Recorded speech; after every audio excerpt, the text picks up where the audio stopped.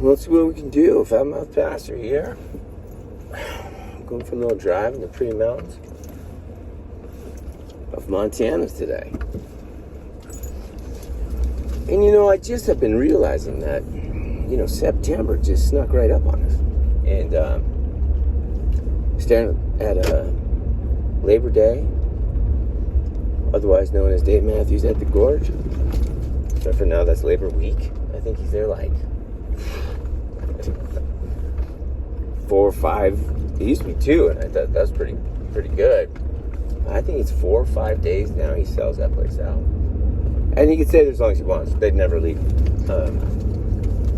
So that's going on. And really what I'm realizing is this year's just blown by. It is sped by incredibly fast. And I have done very little to directly stay in touch with you awesome people who have been doing this thing with me.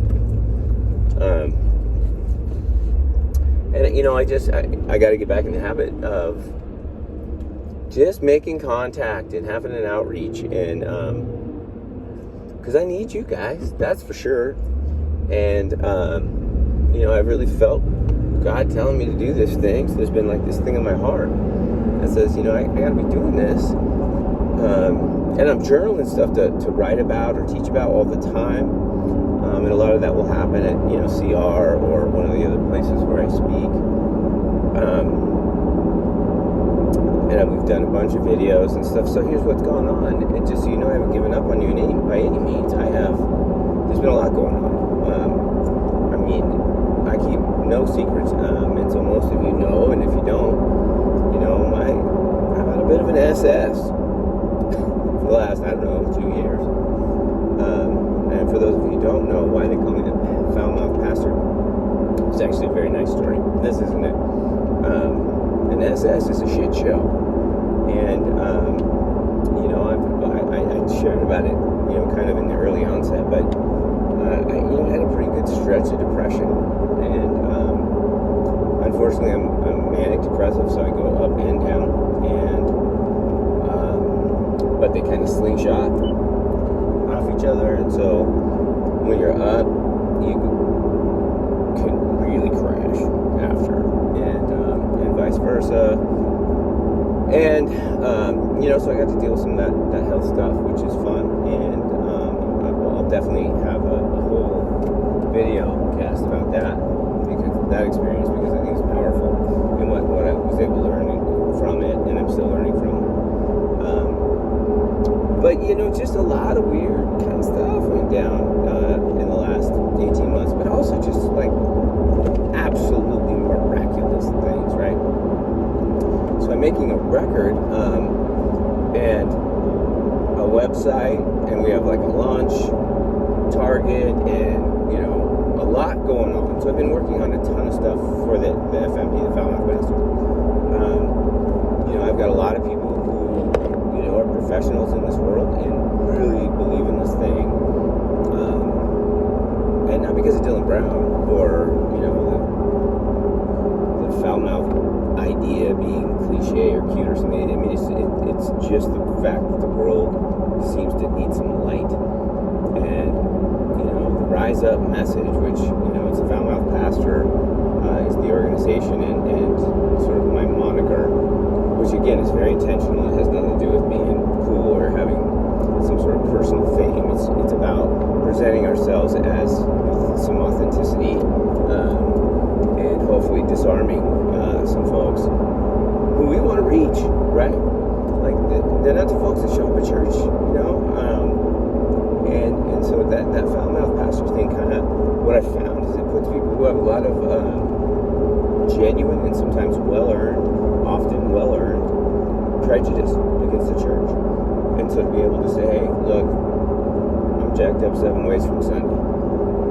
I do go to church now, and I love it, but it's not because I want to learn all the stuff that you all are doing wrong so I can judge you and feel better than and act better than. And to be honest, the churches I hang around don't do that. I was hoping to hang around them. But that's certainly something I believed for nearly 30 years of my life.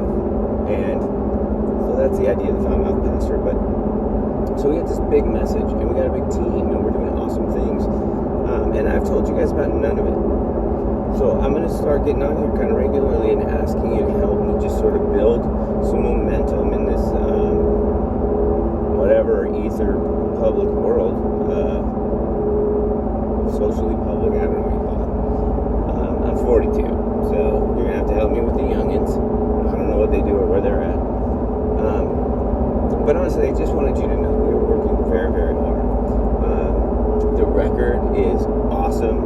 It's coming out just like only God would have it, you know. First of all, I never wrote full songs, you know, even in LA when I was playing music, you know, primarily. And I wrote a lot of music. I always co-wrote songs with lyricists. Because I just didn't feel like I had anything that interesting to say. You know, I'd write these, what seemed to me to be beautiful poetry, but I was writing poetry for the sake of having a song. I wasn't writing poetry for the sake of telling a story or having a message or having a life experience. And so there were 8 songs on this record that were, well, there were 6 songs on the record that I wrote in about 2 months, which is incredible for me and my talent level in that arena. And there were 2 songs that I wrote, one when I met my wife and one when we got engaged. So these 2 love songs to her. They're also about God. Everything on the record's about God, but they're pop and rock and country and kind of it's a very eclectic mix because it's just everything that I've listened to, you know, growing up and through when I started buying my own cassette tapes and then finally records and, CDs. So it's very eclectic because I love all that stuff. And so that stuff comes out of me when I write. Having said that, I'm not sure how much influence I had on this record because, so the first song that I wrote in this 6, so I told you there were 6 that I just wrote that just kind of fell out of me, all finished. And then the 2 about my wife. Then there's 2 that came written by a worship pastor friend, dear friend of mine, and somebody that I love to write with and play with and worship God with and just talk about God and, you know, just plug in with because the dude is everywhere doing everything.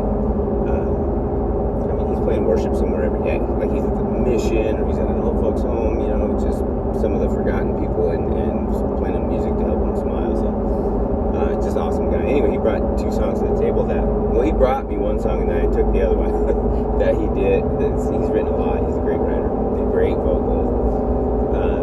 But I took those 2 songs and I reorchestrated them. So I wrote the music in such a way that I would play. And so it is a co-write in the sense that that's what you'd have to put down. But they started as his tunes. And one of the cool stories about the tune he brought to me is he wrote that after watching me speak. So he saw me do, I think it was like a testimony, like a story at a Celebrate Recovery church gathering. And I speak and teach there, you know, as often as, it's really a few times a year now, as often as once a month. It's been a busy season.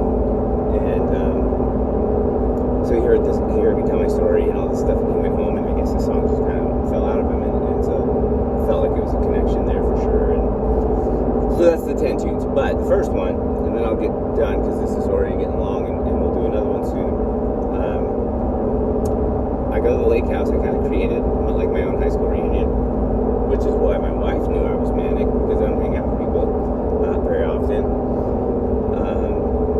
But anyway, so we invited a bunch of people to this beautiful lake house that my wife's like great or grandparents bought the land and built the place, and it's just like, you know, you'd have to be a uber wealthy dude to have it now, but we've been able to keep it in the family so far. And so I had these people come out in the, you know, kind of later August last year, and we just hung out. And these are people I hadn't seen in 20 years plus. I graduated in 97, and so you know, there are 2 of them there that I'd seen quite a bit, and 2 of them there that I hadn't seen once. And so pretty cool. And come to find out, I mean, this time got to be really intimate and very special, and it was clear that God had put us there for a reason. But 2 of them were really hurt. One of them had, like, you know, I don't remember if they were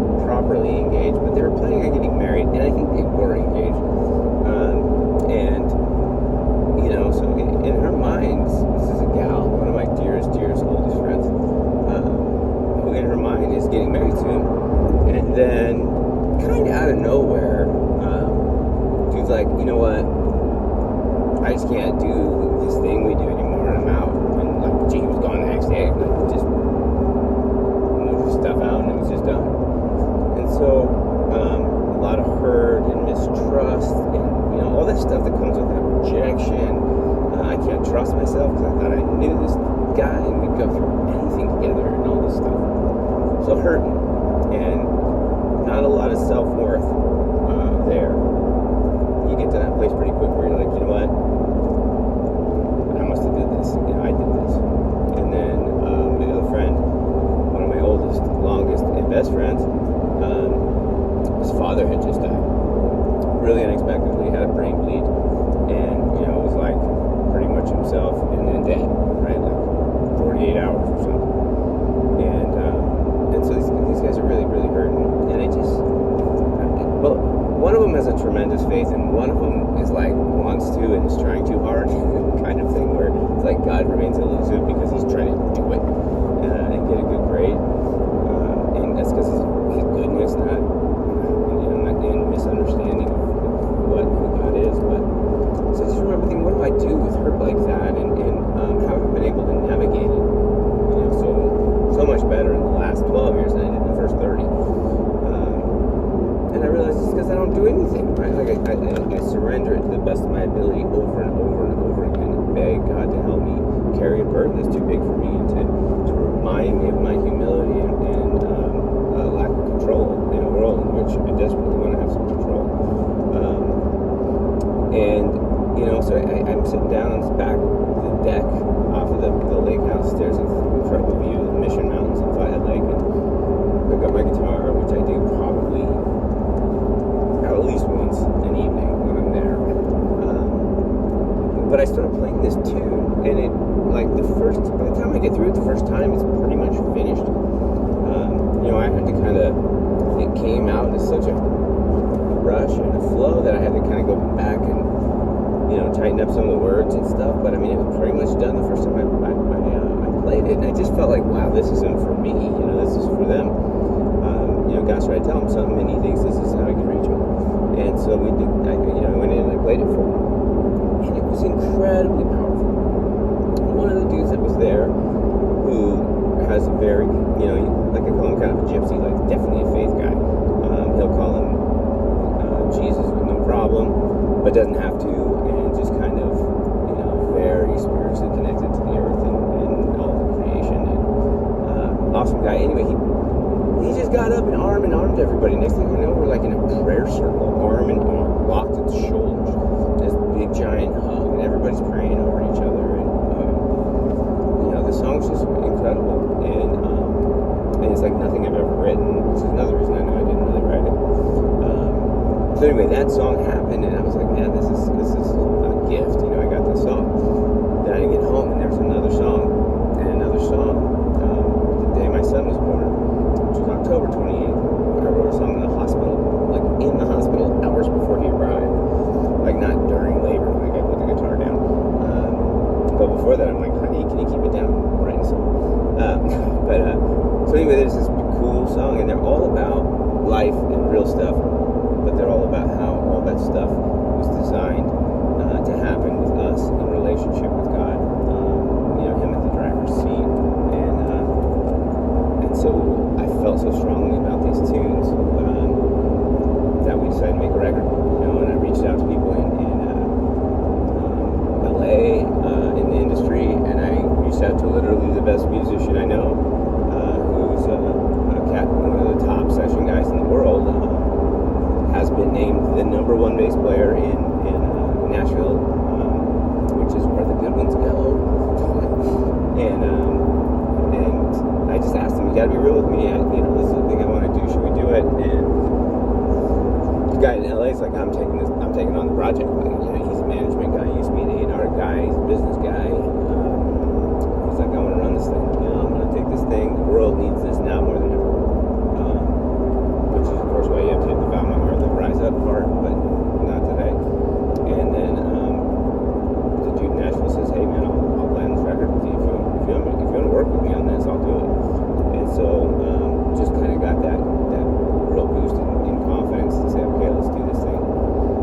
called the producer for the next really nerve-wracking thing, and I just said, hey, because I've played on other people's records that he's done, but,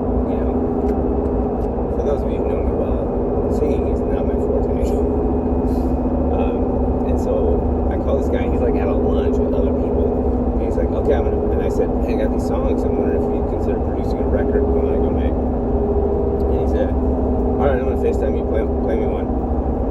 And so, totally cold, out of nowhere, in front of his friends in some, sweet deli outdoor eating in Seattle somewhere. I played with you, and he was like, all right, man, play another one. And so, he was like, yeah, let me put together a plan and shoot you, a proposal. And, if you're up for what I'm proposing, let's do it. So, yeah, we went to LA. I wrote that first song in August. We went to Nashville in January and recorded 10 tunes, which are, nearing the ending stages. They're almost all rough mixed to the 80-yard line. So we need to push them across that with the final little nuance stuff, and then get them mastered and we're ready to go. And we got like I said, we got a website being built. That's very cool. And I'm just creating as much sort of material as I can that will be on there. So there'll be a backlog of sort of the Foul Mouth Pastor podcast, video casts, writings, a place to do chat and have conversations, and then hopefully, we'll be having some speaking tours and things relatively soon as well. So that's all the stuff's going on. I'll keep you abreast. I'm going to ask you to rejoin me in this. I'm sorry if you felt abandoned. You totally were, and we'll talk more about that because you get to know the real me. I'm not going to hide it. So I love you guys. Thanks for being on this journey with me. Like I said, I don't preach down to anybody. I just jacked up piece of sinful failing flesh like the rest of us, and I think that God says we're better together than we are apart, and we're even better when we're seeking Him. So, Rise Up Project coming soon.